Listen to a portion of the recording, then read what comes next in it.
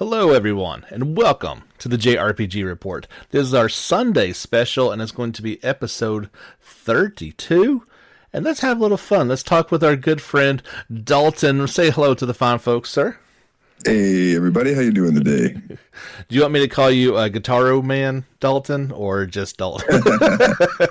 No, you don't have to. You don't have to. You can just call me Dalton. I actually I earned that title in the Tadpog Nation. It's like another podcast I listen to. I'm in their group, and the podcast guys were like, "He needs a title. He's really good at guitar. We'll call him Guitar Man." So it kind of stuck. They thought about that for about 5 seconds, and then named you after PS2 game. Is that what that was? Yeah, I think so. I think it was like PS2 and GameCube, something like that. Yeah. I didn't play that one. It looked pretty trash, but it's a good name. You know, I play guitar. I never played it either.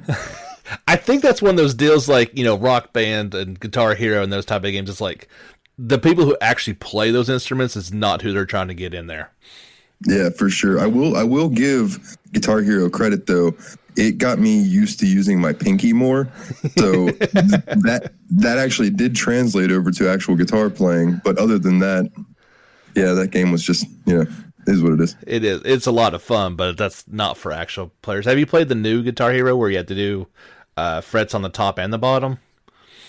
No, I haven't. I have not. Yeah, I can't do it. I was barely able to do the previous one, so they made it more complicated and it wasn't good. I was always tempted to get, I think it was called Rocksmith, where you could plug in your actual guitar. Yes. But I never did get that either because it seemed like it was a whole expensive rig that you needed for it. My buddy actually, I think he just gave me his copy for PlayStation 3, and I think you just needed the special cord that came with it and it plugged right in. I don't, obviously you need an actual guitar. That's the expensive part, but yeah. Well, I've got plenty of those. So we've talked for 2 minutes and not mentioned JRPG. So let's just stop it right there.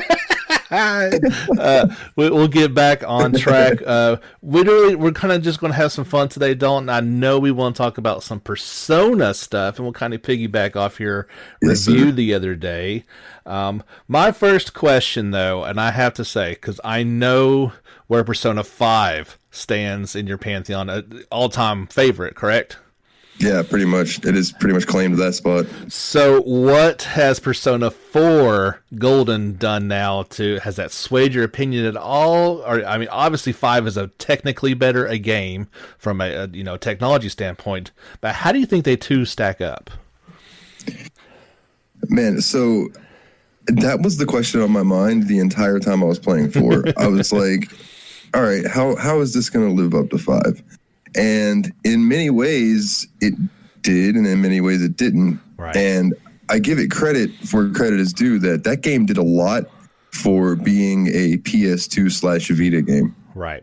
But I will give it this. I think that the characters and the development of the story as far as your friends, 4 takes the cake. I agree. 5, it made me realize that 5 had a lot to do, but there were only a couple characters in 5 that I really got super attached to, whereas opposed to in Golden, I felt like I loved everybody but Yosuke. I was gonna say, come on now, not Yosuke. Nobody likes him. And he never really redeemed himself for me. Like he was always just kind of this annoying loudmouth. I don't know. He reminded me of Ryuji. Like I feel like that they've done that character twice now. Though I don't know. Ryuji grew on me more than Yosuke did. Absolutely. I think Ryuji did a great job. He did have that redemption, and I thought his character matured, greatly from the beginning of the game until the end of it, to where I actually liked him as well. But Yusuke never quite did that for me now. Yeah, he besides him and man, I don't want to jump too far ahead, but Teddy turning into a human was one of the creepiest things. It was one of the creepiest things when he was like, "Ta-da!" I was like, gosh, yeah. I don't know how to react to this. No, and it only got stranger there on with his character. Like you thought a giant, plush stuffed teddy bear was creepy and weird, and him as a human was somehow even creepier. Yeah, for sure. And I love that he didn't like quite have the grasp on what he was saying. So like when he kept talking about scoring, Yeah. I could tell that he really didn't really know what it meant. You know what I mean? No, scoring with the babes. Yeah. And I love No. Yukiko's just like, can we stop bringing that up, please?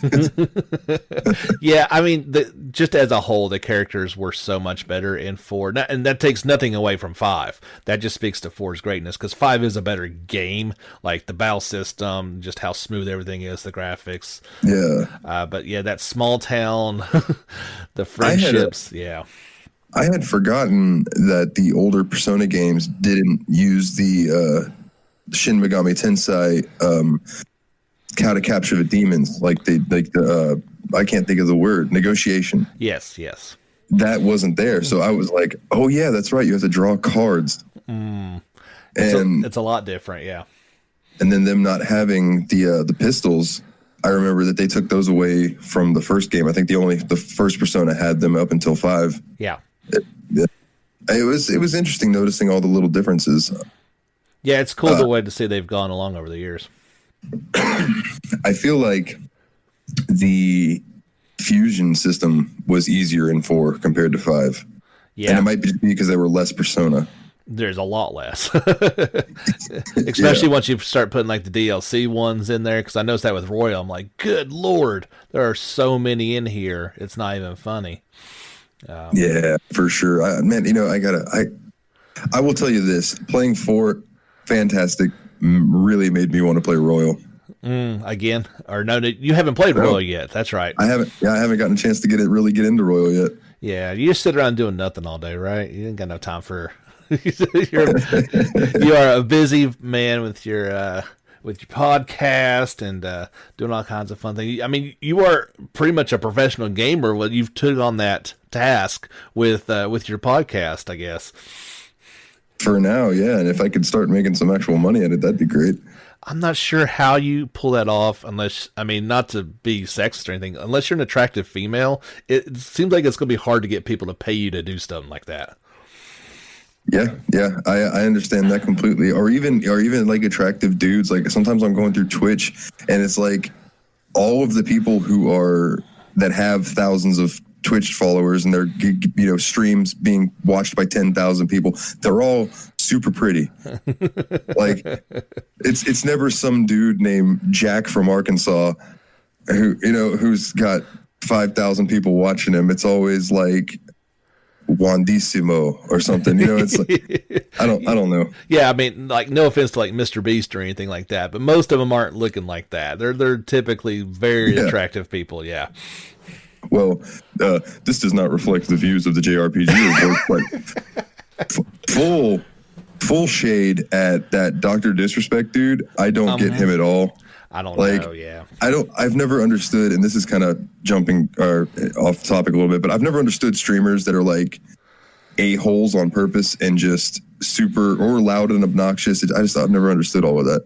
I don't understand that just in general, those people, but let alone streaming. It seems a little weird. But, there's people that go to those restaurants, that all they do is belittle you and throw rolls at you and stuff, and they pay money to do that. Well, that's true. There's a market for everything apparently, but I guess we're going to go on a lot of different tangents today. I guess it doesn't. We're just having some fun today, and that is all right. So you finished up Golden, and you say that makes you want to play Royal. Are you going to, or does that not really fit into your schedule? So, I've basically figured out that I'm going to get in my gaming that's not related to the podcast on weeks that we are doing shorter games. Okay. So I might actually get some Royal time in this week because this week we are covering Doki Doki Literature Club and Through the Woods, because for October we're going to do all horror games. That sounds like fun. I gotta ask, do you know anything about Doki Doki Literature Club? The only thing I know is Doki Doki Panic, so I don't think that's the same game. Not at all. Okay, so Doki. Okay, this game is free, so anybody who's out there Well, okay, before I recommend it, let me finish talking about it. So, can I take a guess before you say anything? Yeah, absolutely. Is it one of the four girls romance novel with dudes or something? Okay, so sort of. Okay. Sort of. It is disguised as one of those. Oh, okay. It is I'll tell you it's basically the game is designed about being a dating sim. Okay. But in the beginning of it, when you first click on it and it's loading up, you get a warning. It says, "Warning, this game is not for anybody who suffers from depression or anxiety, as it could seriously trigger you." And then you click OK. And then it's like, no, seriously, there are images in this game that are highly disturbing. Please be warned, if you have depression or anxiety, this game could affect you negatively. I've never seen that before. Me either. And that would probably make me not want to play, to be honest. And it's free to play. It's free on Steam. Okay. And so I was immediately like, all right, I got to see where this goes. Of course. And I don't want to spoil anything. It goes. I think it gets a little graphic for me to bring up on this show. I'll talk about it on our show if you but it takes a turn that you would never expect to see coming. Wow. And without giving away too much, by the time the end of the credits roll, the game has deleted itself. Oh. Like you can't play it again? Well, like you would have to reinstall it, and then it asks you if you want to load your previous save or start over completely. So but it deletes the game, and you would have to reinstall it if you wanted to play it again. Wow. So it's wild. Did it give you thoughts of depression while playing it, or do you think that was just like they had to put that in there? I think that they had to put that in there because of some of the imagery in the game. It didn't make me depressed. I mean, there was, I don't know if that's the right way to say. There were depressing moments in the game, but I didn't come out of it feeling depressed. Okay. Not as much as when you thought Nanako was. Yes. Oh my gosh. Yeah. To bring it back to there. Bro, I messaged you and I was like, I have tears in my eyes and I don't even have to tell you why. And you're like, nah, you don't. No, and I felt so bad because, of course, I know what happens, but I'm like, oh, man, that's just terrible, right? I can't believe that happened. I had to let you experience it. In my mind, in 5, when I was thinking about Shiho, my first experience with that, I was like, oh, she's not going to jump. Oh, my goodness, she jumped. Mm-hmm. So I'm playing through 4, and the whole game, I'm like, man, nothing better happened to this little girl. Man, nothing better happened to this little girl. She's so sweet. And then she gets kidnapped, and I'm like, oh, Dojima's going to lose his mind. And he did. And yes. Yeah. That's one of those moments that you just cannot forget in all of gaming. It is so powerful. It hit me hard. I was like, oh no, not Nautica. And we're talking about things specific to Persona 4 Golden. Guys, the game has been out for a long time, so I'm sorry if we ruined anything for anybody. Spoilers. That was in the original game on PlayStation 2, so you've had a while to play this one. Yes, it may be new to Steam, but I don't. I'm sorry. I will say that I told you this in the beginning, and I was right. I Yes, knew from the beginning. You called it right away. I'll give you credit. I knew it was Akechi because he just gave me that vibe of the guy from 5. I can't think of his name right now. Yeah, he's just like Akechi or Agoro, whatever. The detective, yes. Yeah, both detective guys that have similar names. Yeah, Agechi and Agechi. I think it's just a letter difference. I believe so. But yeah, I was like, man, there's something odd about this dude. He looks weird. His hair's kind of, no detective looks like that unless they're always frazzled. Mm-hmm. But I did not work on his social link at all, and I don't know if I missed out on stuff because of that. Okay. You might. I don't know either because I don't think I went down that road either. I mostly worked on my party. I know everybody in my party. I got to 10 and got their their persona level up, whatever it does to turn into the super persona. Right. Which is what you do. I mean, that's just no different in 5 too. You always work on your favorite party members first because you get a benefit from that in battle. Yeah, I had Yukiko maxed, man, within like 2 months of in game. Like, I just hit it hard because I was like, I really like you. And then, of course, I had her as a girlfriend in the game by the time I met Rise. And then I was like, Rise is really cool. And then I ended up really liking Marie, who is the golden added character. Mm-hmm. And I was like, man, and it gave you the option to have more than one girlfriend. But I'm like, I know that'll come to bite me on the at some point, so I don't want to do that. No, you can't do that. Exactly. Yukiko's best girl, so you have to stay with her. That's the way it is. I tell you, Chie almost swayed me too, in that, like, man, she's like my best friend. I'd marry her.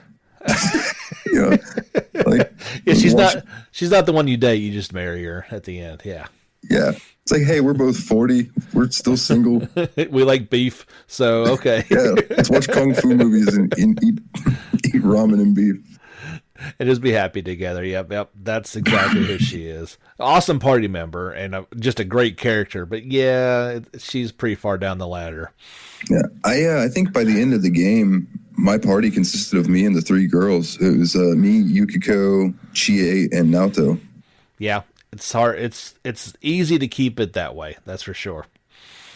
Yeah, I really liked Naoto. Like, that was a cool character. Or her and Kanji both. I really liked what they did with Kanji. Yeah, because you know there was a lot of insinuation there, but in the end, he kind of just realizes that he's just him. Yeah, and like he's gonna make a doll for a little kid, and if you don't like it, he's gonna beat you up. Like, yeah.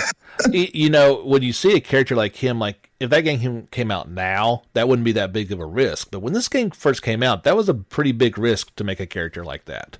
Yeah, and I think Naoto, same thing with the girl pretending to be a boy. Yes, they tackled some big time heavy stuff in that game.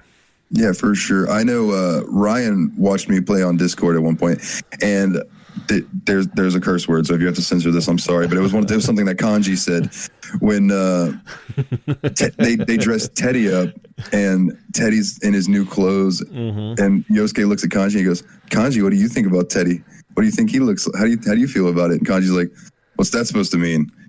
He's like, "Well, you know, I just wanted to know, like, you know, what you thought of him." And Kanji goes, "Oh, so what you're really asking is, Kanji, can you please come beat the out of me?" Yes. Dude, those are the best. Like 5 minutes. Oh, that is an absolute great scene. That's a good. Yeah, and then I love the reveal where they show him the receipt. Yosuke's like, "You paid how much?" Yeah, no, I mean, I don't think I really had him in my party, but he was the constant, you know, comic relief for that game. Yeah, for sure. And I loved that the first time I used Kanji, that his starting weapon is just a steel chair. So I was like, hey, I'm used to that. Oh, yeah, yeah. Like he's a wrestling guy or something. You know, yeah. It's a steel chair. I started thinking, he does kind of look like Sandman. Just a little bit, yes. That's fantastic. All right, so you're gonna try to get into Royal when you've got some time. Obviously, you don't know what JRPGs are coming up on your podcast. What are some ones that you kind of like? You're like, I really hope that we get into it, you know, here soon. Well, I have a list of them pulled up so I can scroll through and look at them. I know right offhand. Atelier Ryza. Okay, good. Yeah. Because I've heard you rave about that series, so I really look forward to getting into it and checking it out. I've read up on it, and the time limit thing seemed a little strange to me, but I don't think Ryza has that, right? It does not. That's one of the best things is they finally got away from that whole time limit thing.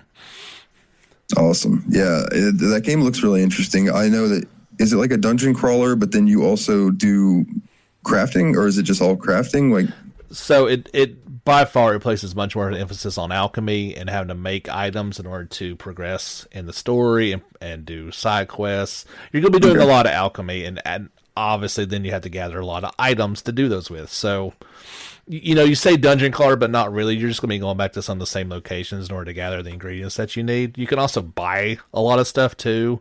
Okay. So, this is like, I don't know if you go all the way back. I think this is like the 12th game or something. So they've had a while to get the formula and get it better. Yeah. I love it. I hope you do as well. It is certainly not for everybody, but I thought it was a lot of fun and kind of lighthearted. I tend to like games that aren't for everybody, like Hyperdimension Neptunia. Like, I am so into the Neptunia series that I almost feel bad about it. No, you shouldn't. Some people were like, "Oh man, that game's just nothing but fan service and yada yada yada." I'm like, man, it's funny. Like, the game is hilarious. Yeah, I mean, yes, that is in there, but if you really dig into it, it's pretty. It's a satirical look at the gaming industry with anime characters of well proportioned. Let's put it that way. Yeah. I look forward to them too. I have all the main series on the list as well. So do you have, I guess it was only in Japan, what the new one is based off of, that game? I forget because of insane name. Okay. Yeah, so when they did the original Neptunia series for the PS3, they were kind of meh. And when they re-released them for, it was either PSP or Vita, I can't remember, it was one of the two, they called them the Rebirth series. Okay. So the first one is Hyperdimension Neptunia Rebirth 1, which is what this remake in Japan is of. Okay. And that's the only one I've beaten so far. We didn't play it for the show, but I beat it before we started the podcast. And I really enjoy it. I'm looking forward to diving into it again with updated graphics and stuff. It looks awesome. I've got that one for Vita, and I think that's why it looks familiar, is because I think it might be that one. It looks like it, at least, and I really enjoyed it. I just, honestly, the graphics weren't that good, so I think this is going to address those needs pretty well. And I mean, even in Mega Dimension Neptunia V2, okay, I've called this game 7 forever, but it's V2. V2. It's Victory 2. But that game is, I think, the one that came out on PS4, and its graphics are good, but they're not Final Fantasy level, or they don't have that Dragon Quest polish. You can tell that it's not a AAA super duper game. But man, I love Neptune. She's such a good character that I don't mind. Yeah, I hope that we get some info on this one pretty soon about it coming west, because I think it could do pretty well. I mean, you come out at the beginning of a lifestyle, and there's not that many choices. So I think it could actually sell pretty well if they'll get it over here quickly. Yeah, for sure. I know they'll get at least one from me. That we'll make it 2. I'll go ahead and pick it up as well. So, looking at the list here, let's see. Disgaea 5. I know that's not really JRPG. I mean, kind of is, but I just want to see the ridiculous damage that I'll be able to do, because I'm hearing about this Disgaea 6 and just doing ungodly amounts of damage. It's whatever's past trillion and zillion. It's like that next number is the damage total that you can do. It's the entire screen. Like, there's no more room for numbers. It takes up the entire screen, and you go up to like level 99 million.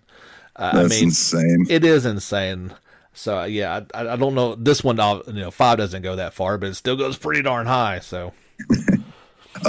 So then we've got all the Final Fantasy games that we haven't gotten to yet. But okay. I will say that oddly enough, I'm looking the most forward to playing 12. Have you not played that one? I've played some of it. Okay. I had it for PS2 back in the day, and I played up into a spot that I just couldn't get past. Yeah. And then I have it on PS4, and I played it, but then other stuff comes out and never went back to it. So I've been really looking forward to seeing how that game wraps up, or seeing if maybe I've seen the best of it in the beginning. I don't know. No. I hold that one in high regards. So you've got the Zodiac Age to play through. Is that what you're saying? Yeah. Good, because that is definitive. It is a great version of a great game already. So now that game just gets crazier towards the end. You definitely want to finish it up. Awesome. Yeah, I've basically everything I've read and experienced in that game, it reminds me a lot of Star Wars. It's definitely got those parallels. You're absolutely correct. Hey, I think you'll dig that one pretty well. And then Grandia and Grandia 2. You know, I've always heard such great things about that series that I'm looking forward to getting into those. I will say that Factory Sealed covered Grandia recently, and we're talking about that it didn't age super well. I can see that. Yeah. But I still look forward to it. As long as you accept that idea that it is an old game, I think you'll be okay. You're not going to go into it and get the experience that you would nowadays. That's just not what you're looking for. But especially the first one, the humor lasts forever. There are some quirks to it, and you're going to be like, this is really irritating, but there's no way to fix it. Yeah. Well, you know, I played through Ys 7, and that had some of the little quirks like that because of being an old PSP game or whatever. But, you know, you kind of just take that with, it's an older game. You know, those things are going to be there. Yep. There's nothing. It's like trying to play Persona 4 with Persona 5 in mind. It's like, okay, no, I have to remember that this is its own thing. It's limited by the time of its release. It is, and I think if you can accept that, you'll get a good kick out of it. So I know how high you hold Ys 8. What are your feelings about 9? I've been curious about this for a while.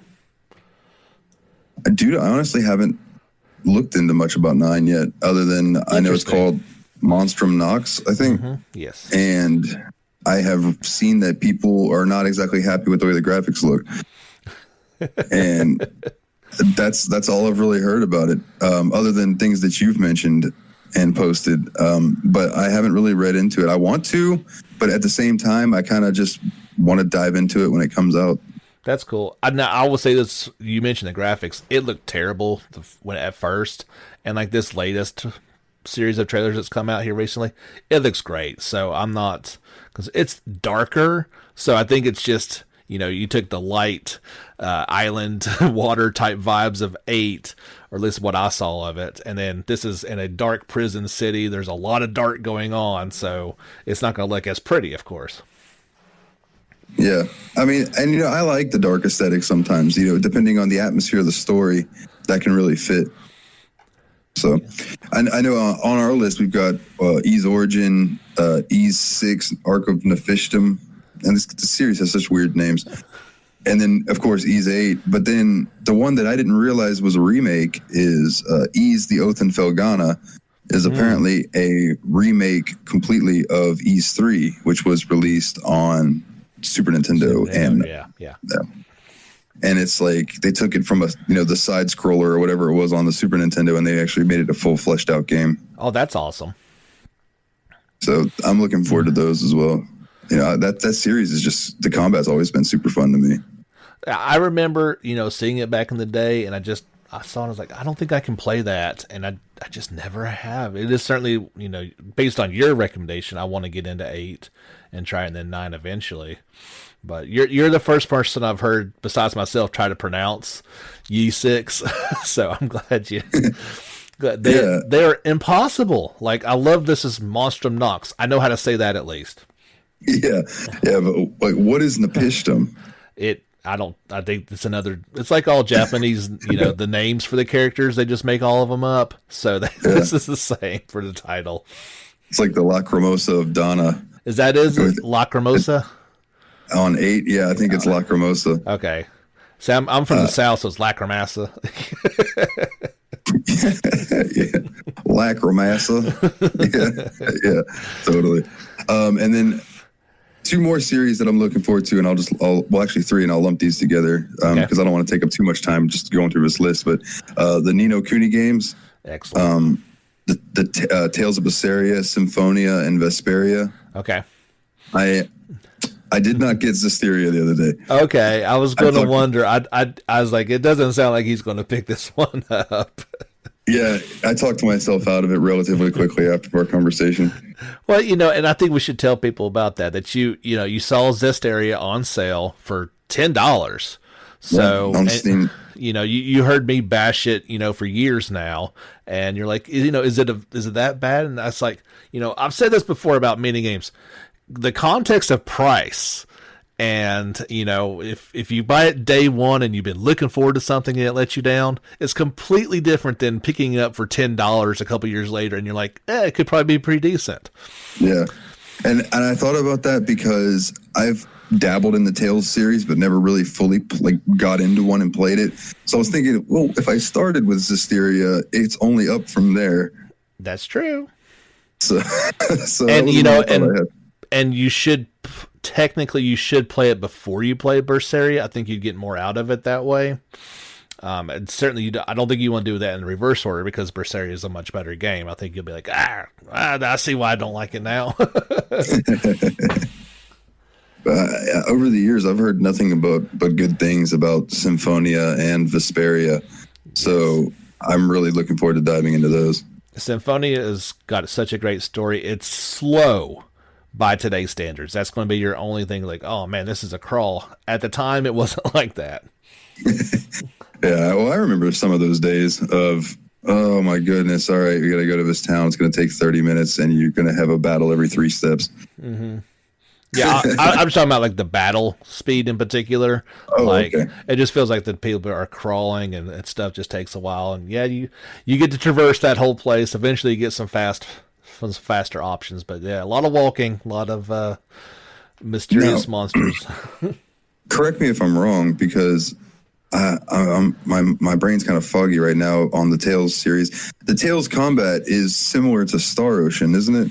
It's very similar. I think it's superior in Tales, just because you kind of get more of it's a 2D in a 3D plane, so your characters lock on and they automatically run in a straight line, whereas Star Ocean is pure 3D. You can miss a lot of attacks a lot easier. Yeah, for sure. Yeah, no, I've always preferred Tales infinitely much more. I gotcha. And then Trials of Mana. That I'm looking forward to getting to and finally being able to beat, because I played it and then started a podcast. And you do have to abide by the rules of your podcast. You can't just pick what you want. I respect that. I almost wonder if I should have went bi-weekly for the show, that when we're playing 80-hour games and stuff. But I try to do what I can every week. It seems 80 hours is a lot to cover in a week, no matter what. Well, yeah, we definitely have had to bust some games up into parts. Final Fantasy VIII was 3 parts, right? Yeah. And analytics are so strange on that, because it's like the first episode is the most popular episode we've done. Oh, wow. The second episode has less than the third episode, but the third episode had you on it at the end.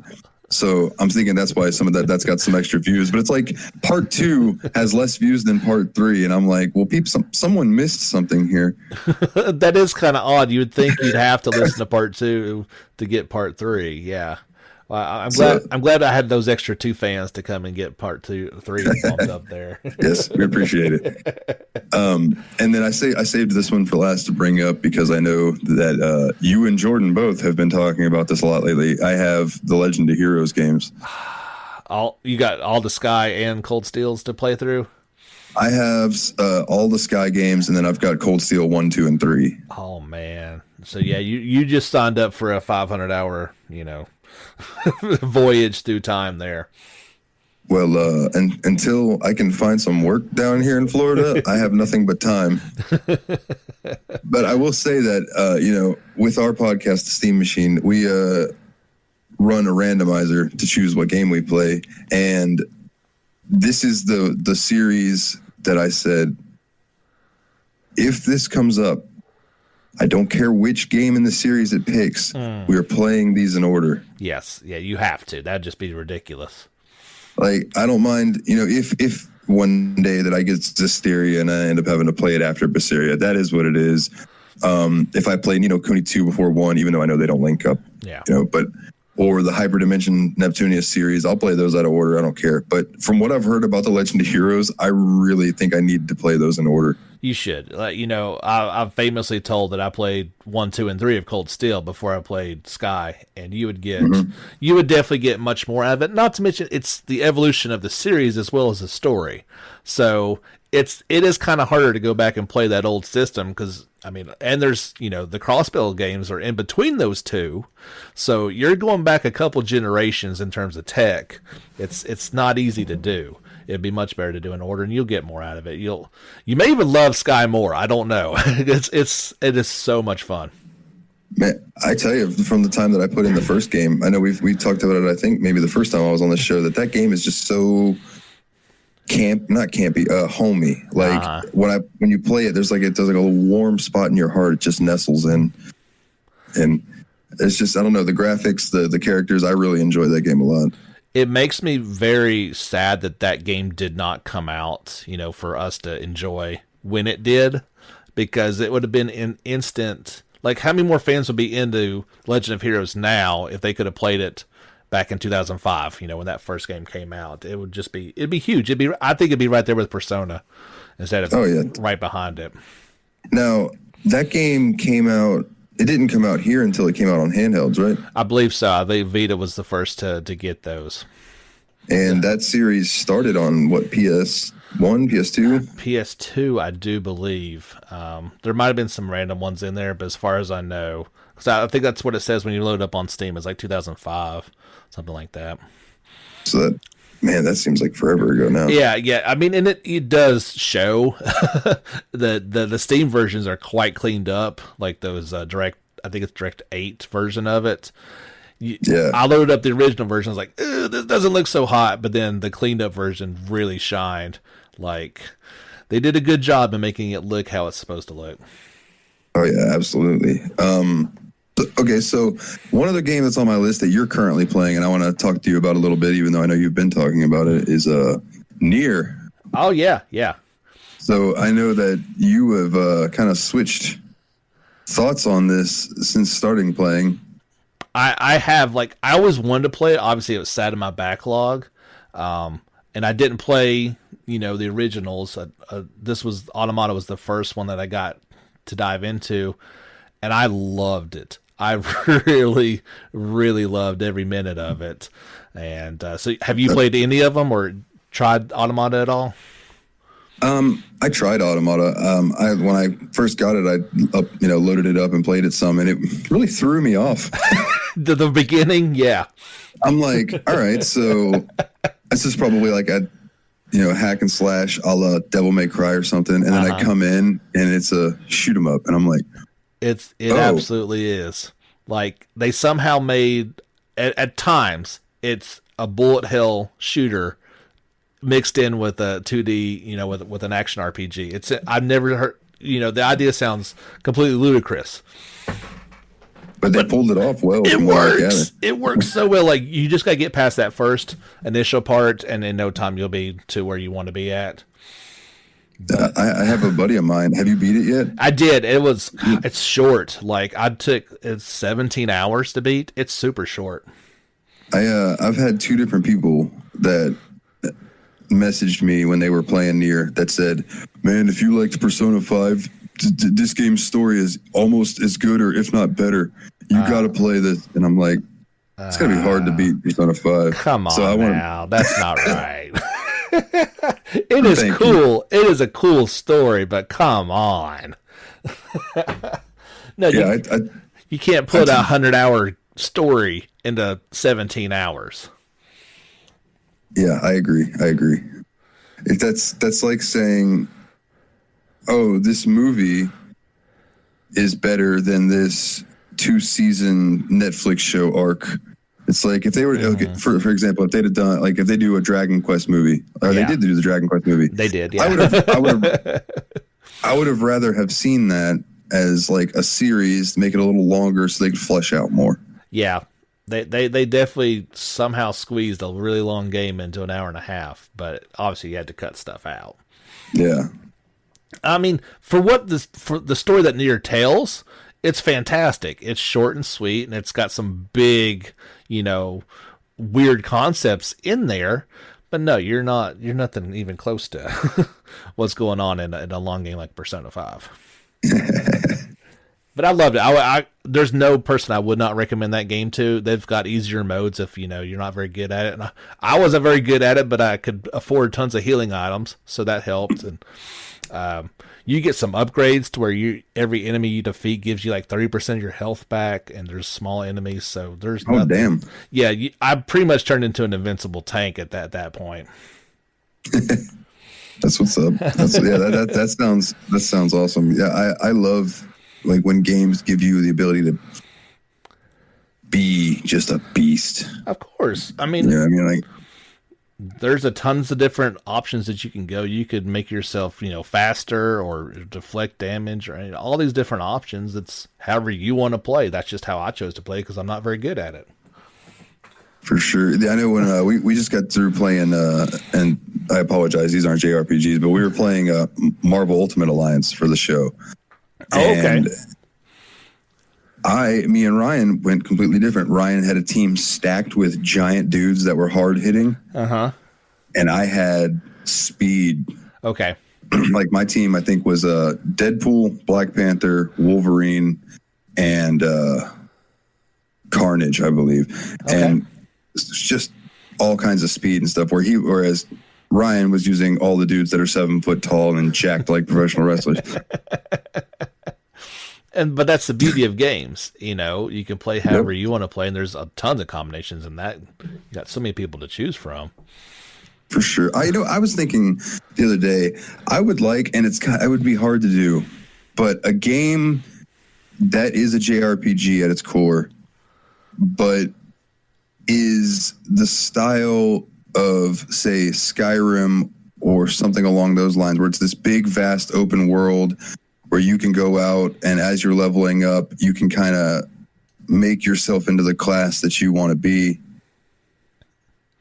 And there could be plenty of games out there like that, but I haven't personally dove into one that I've felt like because most times in JRPGs, there are classes that you are specific to, like, okay, so these are the classes that you have to choose from, or this is the gist of what your character is.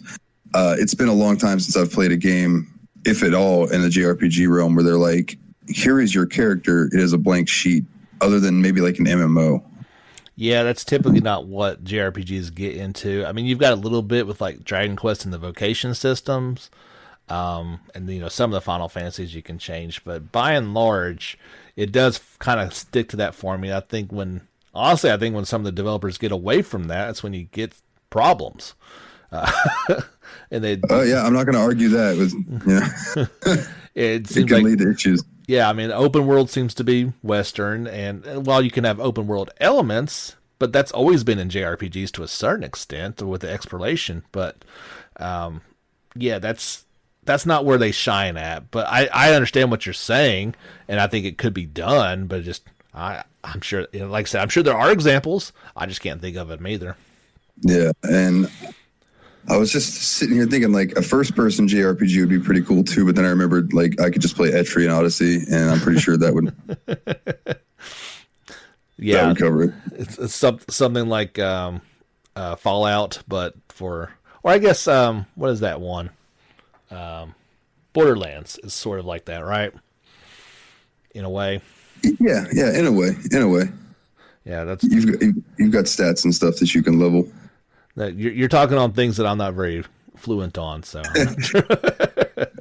Yeah, I think if a company could successfully interweave those ideals, I think that could either be really cool or it would be a hot pile. Yeah, you never know. I kind of feel like the fans would just be like, I don't even want to touch it, even if it is good, unfortunately.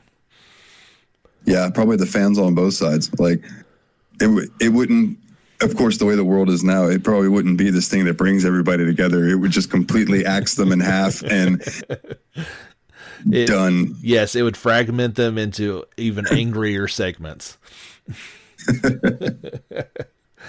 That's cool. All right, Dalton, let's take a pause here, and we'll come back on the other side of our break, and we'll talk some more fun stuff. All right, buddy?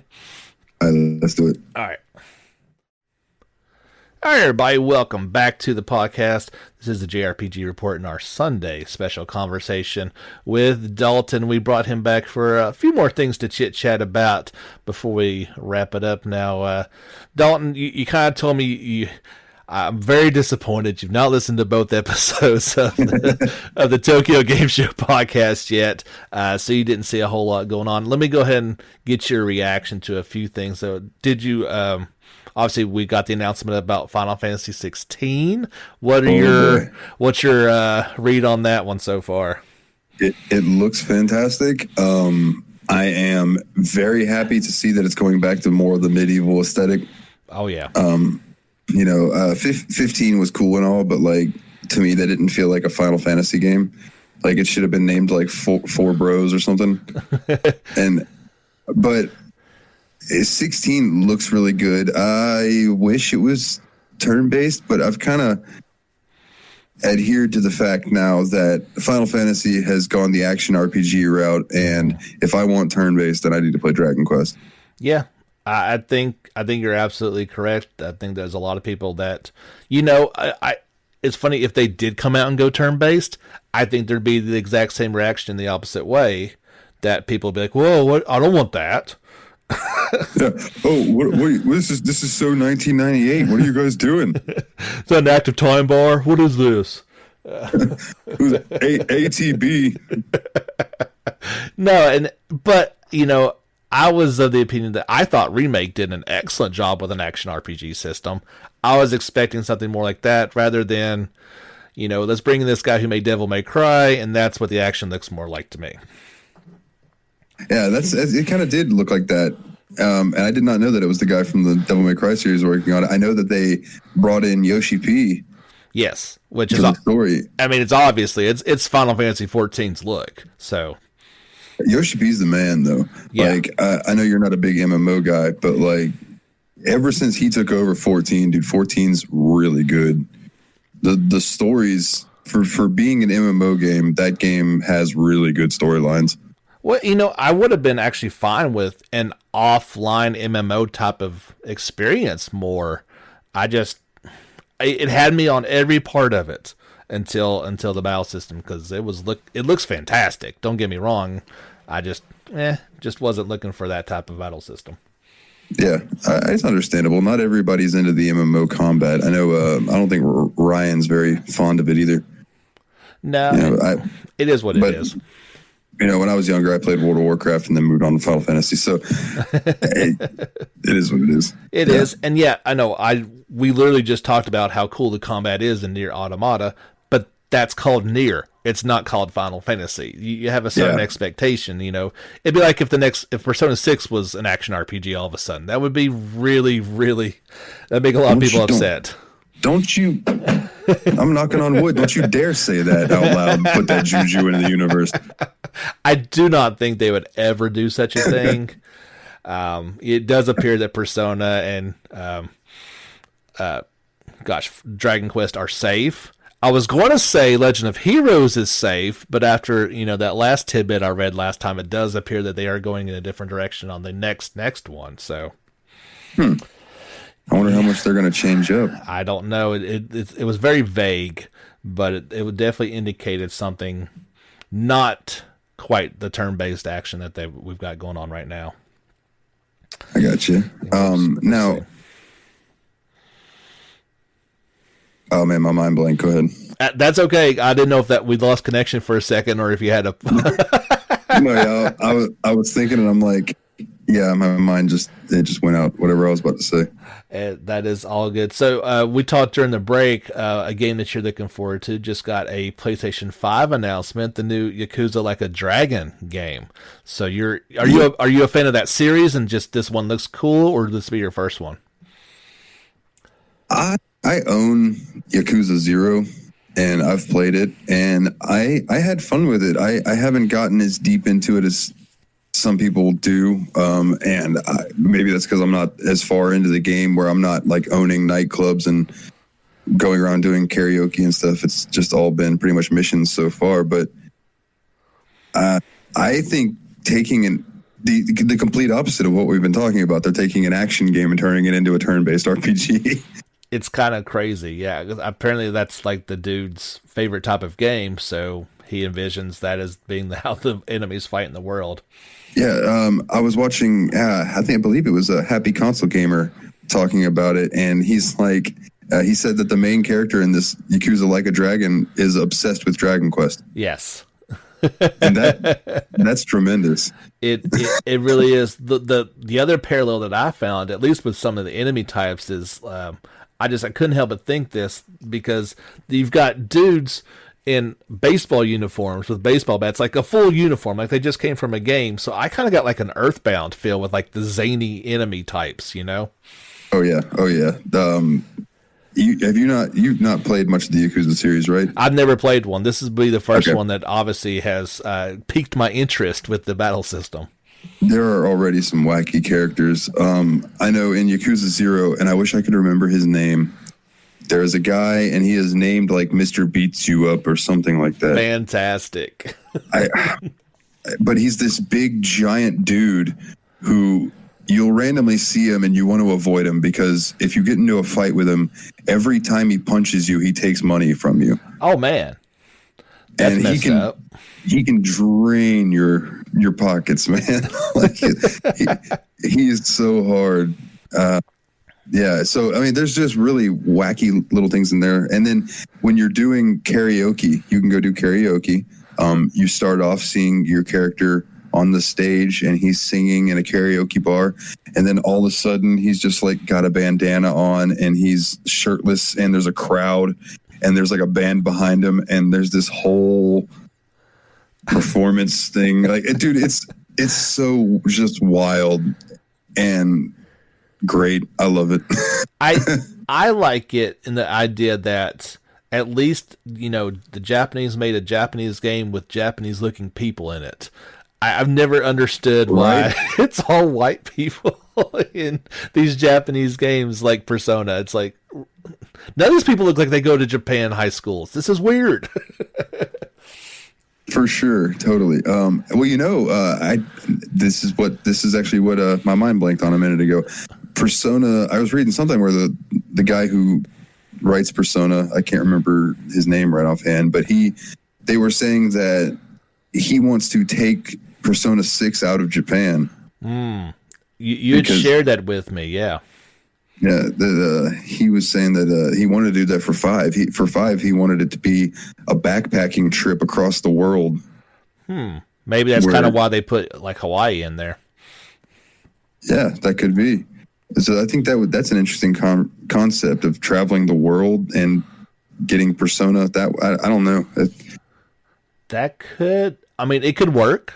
I don't see why not. I mean, they've kind of done all the different types of places in Japan, so maybe moving it outside would be kind of cool. Yeah. I know initially when you said that, I was like, that's the dumbest thing I've ever heard. Like, they can't do that. Yeah. I wasn't too keen on it at first, but the more I've thought about it, the more I'm like, it could work. I hope they kind of don't do it, but if they did, I'd still play it and check it out. I absolutely would. And there's a random thought that popped in my head was one of the possible locations for the next Grand Theft Auto is actually Tokyo. So that would be kind of interesting if Persona moved out of Japan and GTA moved into it. But I mean, we have no idea on either one of those fronts. It's pure rumors. Dude, Grand Theft Auto in Tokyo would be sweet. Well, you've always had Yakuza. So, I mean, that wouldn't be that far of a stretch. Totally, but I don't think you can drive in the Yakuza games, so being able to drive around Tokyo would be sweet. It see all the lights and stuff. Be. I know. Especially with graphics these days, dude, and Rockstar, they would light Tokyo up. They would. I absolutely adore all those games, so that would be fantastic. And I love the fact that in Japan, this was a joke in the movie Tokyo Drift, which was like one of 2 Fast and Furious movies I've seen. That's too many, by the way. Yeah, you're telling me. But there was a joke that race cars over there are so fast that cops don't even try to chase them because their cars aren't fast enough. Seriously? Really? Yeah. Oh, well, I can see that. The cops, they'll drive by and the cops will just look down and just report it and be like, yeah, I'm just reporting in because I'm not even going to try. Their little Hyundai cop car's not going to catch up to them, I guess. Yeah, for sure. Yeah. And not to mention those dudes just hit nitrous and then they're gone. Oh yeah. They wouldn't even be able to get a tag number at that point. They're gone. So I have not listened to the episodes of the Tokyo Game Show. Was there anything that surprised you? Not to rehash it, but I wouldn't say surprise, and I didn't think that it would be that type of show this year with it being all online. You were just going to get your presentations. I was surprised we did not get anything at all about Tales of Arise. Like, not a peep. I thought there'd be just some sort of blurb like, guys, we know that you're concerned about this one. We're going to put those fears to rest. It is still in development. Here's a brief look of something. But that thing has went completely off the radar. Yeah, I'm going to be honest with you. I forgot about it. Yeah, well, that's the problem.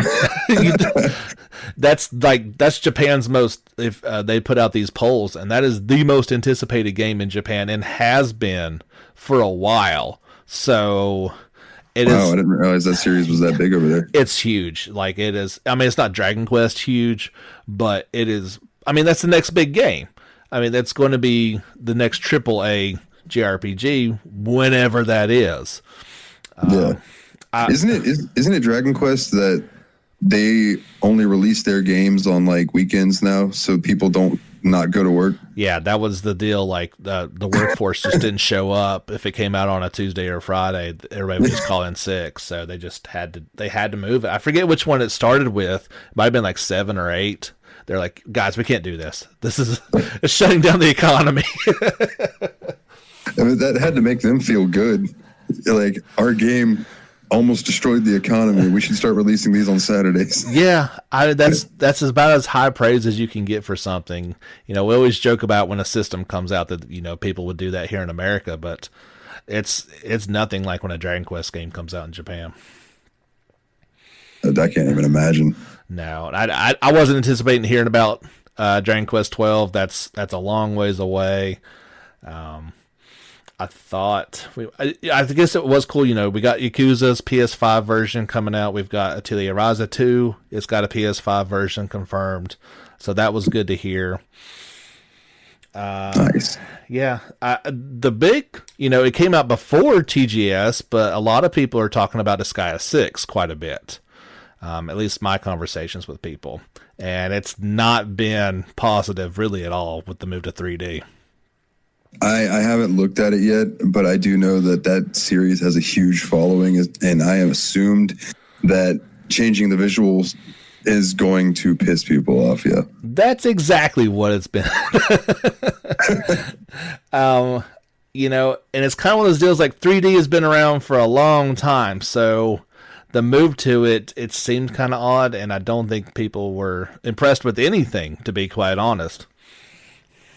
Man, I guess I need to look at some screenshots. I mean, they didn't. Is it like chibi style, or did they go full fleshed out characters? It's the same look. It's just a 3D model of it.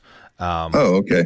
Like, as far as I could tell, like I said, I've never really played them before. Secondly, go off what I know, but it just looked like it's what you would have expected them to do 20 years ago, and they just didn't. You can head over to the JRPG Report YouTube channel, and I've got gameplay. There's like 23 minutes of gameplay, so you can see exactly what it looks like. They're not. Oh yeah, I'll have to do that for sure. Yeah, they're not hiding anything, but yeah, there's a lot of people like, what is even going on here? They don't understand any of it. So I hate to see that, because that should be something people get excited about, not ticked off about.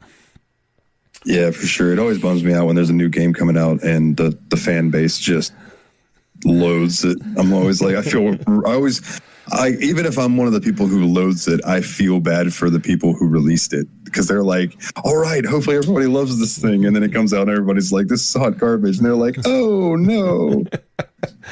Another one that you may find to be humorous and has hot garbage, maybe a term for it. Now, I don't know if it's a port or if it's like some sort of offshoot, but they're making a Ys 8 mobile game.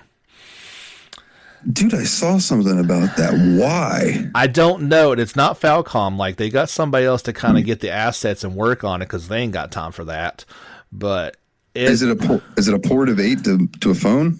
Yeah, but it's not called the subtitle. It's just Ys 8 Mobile. So that makes me think that it's some sort of offshoot. It's not a direct port of it. Huh. Yeah. I don't know.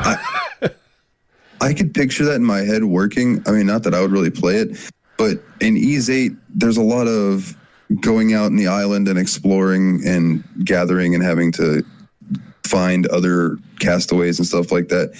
So if they did like a mobile thing where you're trying to build up your camp and then you're sending people out to do missions and stuff, like they did the Final Fantasy 15 mobile game. Uh-huh. I don't know if you ever played that, Hot Pile, but oh God, no, it looks so bad. Yeah. It was rough. I remember downloading thinking like, oh, I like Final Fantasy 15 well enough. I'll check out the mobile little tower defense, whatever it is thing, and I loaded it up, and I'm like, oh, this is garbage. And then they released the Pocket Final Fantasy 15, and I didn't even check that out. I'm like, no, I'm checking out. Well, now Hans says that that's the best version of Final Fantasy 15, so I don't know. Really? Just because they took it back to more of what it should have been, I guess. I don't know. A funny story. I've got a friend who she was like, "Hey, my husband is all into this Final Fantasy game. I know you play it." She's like, "Do you want to play it with him?" I was like, "Play it with him? What are you talking about?" And I was like, "Oh."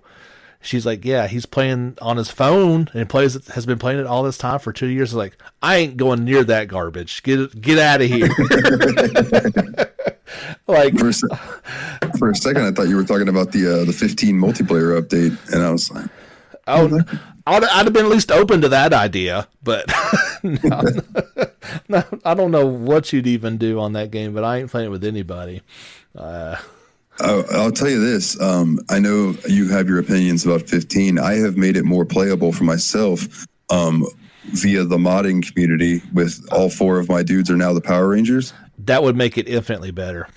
It's sweet. You're just driving around as the Power Rangers just fighting. So like it's fantastic. That game could have been fine. It had way too much going against it. Yeah. I do think it has one of the cooler moments in gaming, in my gaming memory, when you see, I think it's Adamantoise for the first time, when you're just driving along and the mountain stands up. Oh, yeah. Like, that was really cool. It had moments that tried to redeem it, and then you go back to playing it, and you're like, I don't even know what I'm playing. I don't know what I'm doing. I think I'm doing good. I kind of care, but I don't. For sure. So I don't know if you're wanting to wrap it up here soon or not, but I want to, before we do, I want to bring up, and it's not a JRPG, but we both love it. So I want your opinions on Ratchet and Clank, the new Ratchet and Clank game coming out. I was hoping that's where you were going with it. It is safe to say that game is going to be what cost me $500 to buy a new system. Right, dude. That's it. It looks so great. I was like that, and the new Oddworld game I thought looked really good, and I'm like, a lot of these games are coming out for PC, so I could just get them on PC. But then Ratchet and Clank is not, and I'm like, Yeah, I know. Or just, you've got all these like, buy the PS4 version, you get the PS5 when it updates. That's great. That's a cool feature, but give me an actual reason to buy a new system, and that's it. Spider-Man looks great. I want to play it too, but I can only play my new Ratchet and Clank on PS5. And I could not be happier with it. I'm so glad they didn't try to because the last one was a remake of the first one. I was like, I don't want to see Going Commando in a remake. But that remake was good, though. I will give them that. Oh, I loved it. I really enjoyed it. Yeah, I absolutely loved it, and I'm glad they did it. But a brand new game with some really cool new mechanics and a way to show off this fancy new system, I cannot.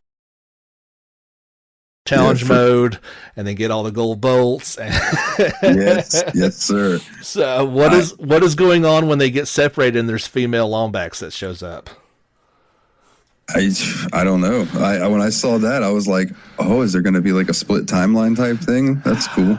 There's so many timelines going on. It's just who knows what's going to go Yeah, down. and it looked like the ability to jump between them is like seamless.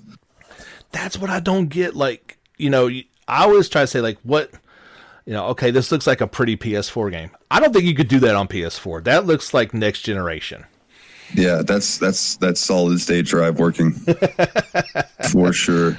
Oh man, and I have a qualm with these games, and it's not with Ratchet and Clank itself, but okay, so we got that Ratchet and Clank remake. It was awesome. Yes, we got the Crash Bandicoot remasters. They were great. Spyro got the remasters. I don't know if they were good or not, but they're on our list. They look good. Man, where is my Jack and Daxter? They kind of refused. I mean, didn't they brought that out, didn't they? As with just the HD version. I mean, they did remake. They did like a little, they made it look a little good for PS4, but I want give how they did the Crash 1, 2, and 3. Just give me Jack 1, 2, and 3 remastered fully. I don't know. Do you think? I mean, Naughty Dog hasn't really announced that next project. Could be. Yeah, man. If they could just let Uncharted die for a while. Hey, wait a minute.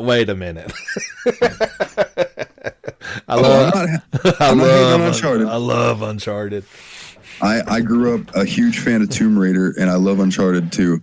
But they've done 4 of those. That's cool. Let those rest for a while. And then they did Last of Us as well, right? Yeah. That 1 and 2. So they've done that. Let that chill for a while and let people continue to stew over it or praise it, whatever they're going to do, and give me some freaking Jack and Daxter. Well, I mean, we all know there's going to be a Last of Us Part 2 PS5 version. That's coming. But as far as a new game or redoing one, I don't know what they're working on. So that would make as much sense as anything. There's a lot of fans that would be clamoring for it. Now, I was a huge fan of Part 1, and the series kind of lost me as it went along. I only played Part 1. Oh, okay. So then we're in agreement. That was a great game before he got all buff and crazy looking. So yeah. See, I never had a chance to play 2 and 3, and that would be my introduction to being able to play them. But that first game, man, is so good. Yeah, it's just classic go exploration, collect things as you're going along, good stuff that would look so good. It doesn't even have to be, it could be PS4. There's no need to make it a PS5 game necessarily either. Yeah, or hell, do it for Switch. I mean, it wouldn't look super good on the Switch, but it would look better than it did on PS2. I don't think Naughty Dog's going to start working for a different company. They're pretty much Sony, so that's the only problem with that. Oh, yeah, didn't even think about that. Didn't even think about that. But yeah, you're right. That'd be. Is there any other of those old series that you'd love to see kind of make a comeback? Well, I'd like to. Well, Microsoft ran Rare into the ground, so that kind of just takes all of those out. Yeah, that's sad. Man, there was an old PS1 game that I had a lot of fun with. Croc. I played a lot of Croc. Oh yeah. Yeah, if they could bring that back without tank controls, that'd be fantastic. True 3D. Yeah, that would be. My little brother was coming of age at that point in time, so I had to play a lot of Croc levels for him to help him out. Yeah. Yeah. I thought you were going to say PS1. I thought you were going to say Blasto or something. I remember Blasto. The game is ridiculous. I had a PS1 game that I would love a remake of too. It was called Jersey Devil. Yes, played a lot of that one too. And that was a really fun game. There are a lot of games from my childhood that I would like to see remade, but it's just because I'm selfish. Yeah, there's probably a lot of people that don't care. It's so weird because we've gotten no shortage of remakes and remasters, and there's a few of them out there like, well, why haven't we seen those? Or or would it really work? Was the magic of the time and trying to rebottle that magic just wouldn't work? Yeah, or you got I don't want it to be a cash grab. Like, why did they feel the need to remake the first Modern Warfare? Like, that game's, for one, not that old, and two, Call of Duty has been the exact same game since Modern Warfare. So, like, I feel like that they've just released the same game every year with a new story, but they just do not change almost anything. But that's my opinion. I know first-person shooter fans going to get mad, but they probably don't listen to this podcast, so I'm saying. I can't imagine any of them do. No. No, that's what's funny, you know, Call of Duty started World War II, and then they go back and they make another. They remade that one, didn't they? Or they just said we're going to be in World War II again? I think they just did another World War II game. Yeah, it's like we're just going to retcon the first one. It didn't happen. People don't even remember it from being back then in that type of game. But yeah, I was playing Medal of Honor back then anyway. Oh, I loved Medal of Honor. That was a lot of fun. Yeah, for sure. Yeah, and you know, we've I don't know, me and you, but we've definitely talked extensively about all the PS1 games that need to come back and JRPG wise, but they'd have to be, all these would have to be built from the ground up. So, oh yeah, for sure. They would take a lot of time. And, you know, you look at what's going on with FF7 Remake. These are long games that when you make them now, they are going to take a while to be done, if not in multiple parts. Yeah, for sure. And, you know, I think a game that could really use that to help it out is The Legend of Dragoon. Yes. Because I've heard that game aged like milk. Oh, yeah. I can see it not doing very well without just being completely gutted and started over. Yeah. Yeah, for sure. But yeah, man, there's a ton of possibilities, and I guess only time will tell what we receive from the developers. I kind of feel like PS4 was a good chance to do that, and like going forward into PS5, like I really don't want to get, you know, a remake, another remaster. Oh, here's the 4K version of it now, and here's the this and that. Yeah. Like, it's got to end at some point. Oh, dude, I already know we're gonna get Skyrim on PS5 and Xbox. Well, we have to. Something's got to hold you over until the next one, which is never coming. By the way, they're just making you think it's coming. Yeah, right. It's coming 30/20 for PS7. It's coming. Don't worry.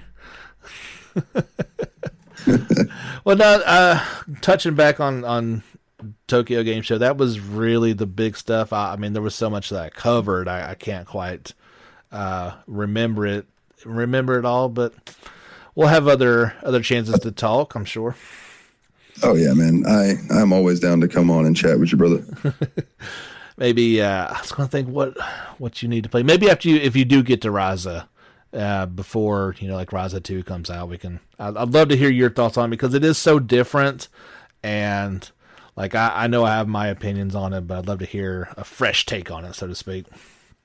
Yeah, for sure, man. I can do that for you. Cool deal. Well, let's wrap this bad boy up. Hope you guys have had fun.